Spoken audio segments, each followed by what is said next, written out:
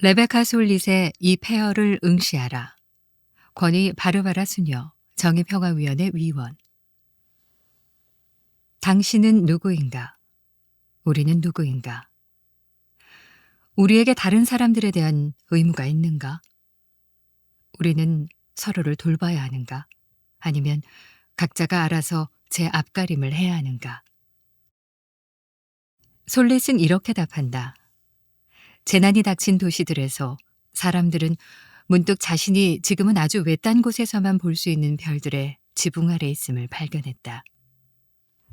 연대와 이타주의와 즉흥성의 별자리는 우리 대부분의 마음속에 숨어 있다가 이런 순간에 다시 나타난다. 믿음이 중요하다. 엄청난 재난이 닥쳤을 때 우리가 보이는 행동은 우리가 이웃을 재난의 참혹한 피해보다 더 큰 위협으로 여기느냐, 아니면 집과 상점에 있는 재산보다 더 소중하게 여기느냐에 달려있다. 믿음이 행동을 결정한다. 그리고 우리의 행동은 자신과 타인들의 생사를 결정한다. 지진이나 폭결, 태풍이 닥치면 사람들은 대부분 이타심이 발동해 자기 자신과 가족, 친구와 사랑하는 사람들뿐 아니라 타인과 이웃들을 보살피는데 적극적으로 참여한다. 재난이 닥쳐오면 인간은 이기적으로 돌변하고 공황에 빠지거나 야만적인 모습으로 퇴보한다는 관점은 그다지 사실적이지 않다. 대재난을 당했을 때 주로 최악의 행동을 보이는 사람들은 남들이 분명 야만적으로 행동할 것이므로 자신들은 야만적 행위를 막으려는 방어적 조치를 취하고 있다고 믿는 이들이다. 개인과 가족과 집단 사이에 헌신과 유대가 깊숙이 자리 잡던 전통사회와 달리 개인주의가 우세하고 이동이 자유로운 현대사회는 남들을 책임지는 일, 특히 노약자와 취약계층을 돕거나 그들의 빈곤과 절망을 덜어주기 위해서 경제적으로 지원하는 일을 주저한다. 인간은 본질적으로 이기적이어서 당신이 나를 보살피지 않을 것이므로 나도 당신을 돌볼 수 없다는 것이다. 재난 유토피아라는 말을 쓸 정도로 재난 속에서 빛나는 별을 보는 솔릿은 이 책에서 그런 놀랍고도 중요한 감정, 그리고 그런 감정을 불러일으키는 상황과 그런 감정이 만들어낸 상황에 대한 이야기를 전한다. 대부분의 사회적 변화는 선택으로 생겨난다. 예를 들어 우리는 사회 안전망이나 지역사회가 함께하는 농업의 가치를 믿기에 협동조합에 가입한다.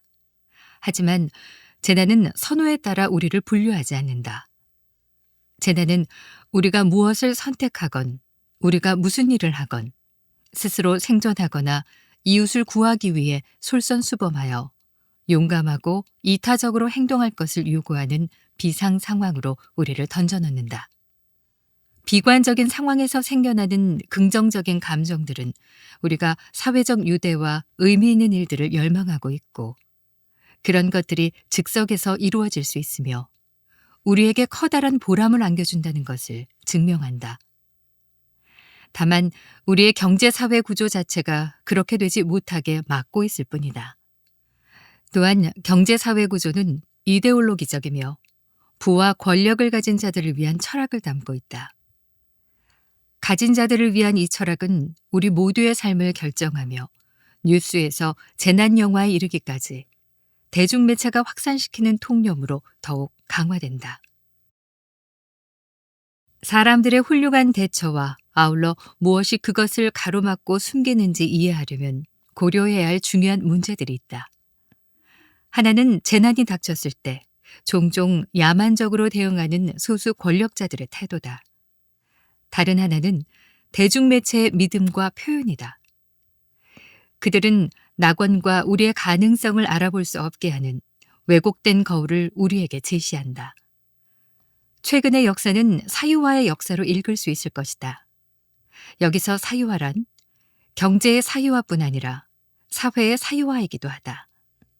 마케팅과 대중매체는 사생활과 개인적 만족이라는 망상을 점점 더 부추기고 시민들은 소비자들로 다시 정의되고 공적 참여의 쇠퇴와 함께 집단이나 개인의 정치적 힘에 대한 인식과 공적 감정과 만족을 표현할 언어마저 사라져가고 있다. 사람들끼리의 자유로운 연합은 돈벌이에 도움이 되지 않는다. 대중매체와 상업광고는 우리에게 서로를 두려워하라고, 공적 활동은 위험하고 골치 아픈 일이니 안전한 공간에 틀어박혀 살라고, 전자장비를 통해 소통하라고, 서로에게서가 아닌 대중매체에서 정보를 얻으라고 열심히 부추긴다. 그러나 재난 속에서 사람들이 함께 모인다. 어떤 이들은 이러한 모임을 폭도로 여겨 두려워하지만 많은 이들은 낙원과 가까운 시민사회의 경험으로 소중히 간직한다. 재난은 피해자들이 다시 공적이고 집단적인 삶으로 돌아가게 함으로써 부지불식간에 서서히 다가오는 사유화라는 재난을 어느 정도 지연시킨다. 참여와 주체성, 목적의식과 자유가 적절히 존재하는 사회에서 재난은 재난일 뿐이다. 재난이 훨씬 더 강력해지고 훨씬 더 일상화되는 시대로 들어서고 있는 우리로 하여금 재난은 때로 제도와 구조를 허물고 사생활을 중단시켜 더 넓은 눈으로 그 너머에 있는 것을 보게 한다. 연대와 이타주의와 즉흥성의 별자리는 우리 대부분의 마음속에 숨어 있다가 이런 순간에 다시 나타난다. 사람들은 재난이 닥쳤을 때 무엇을 해야 하는지 알고 있다. 강도 맞은 사람을 지나치던 당대 소수 권력자를 대표하는 사제와 레위인의 신념을 따르고 있는지, 강도 맞은 사람을 발견하고 돌보던 여행자 사마리아 사람과 여관 주인의 믿음을 살아가고 있는지 우리에게 묻는다. 우리는 우리의 믿음대로 선택하고 행동한다. 오늘이라는 폐허에서 예수가 그리스도인에게 건네는 호소에 귀를 기울이자.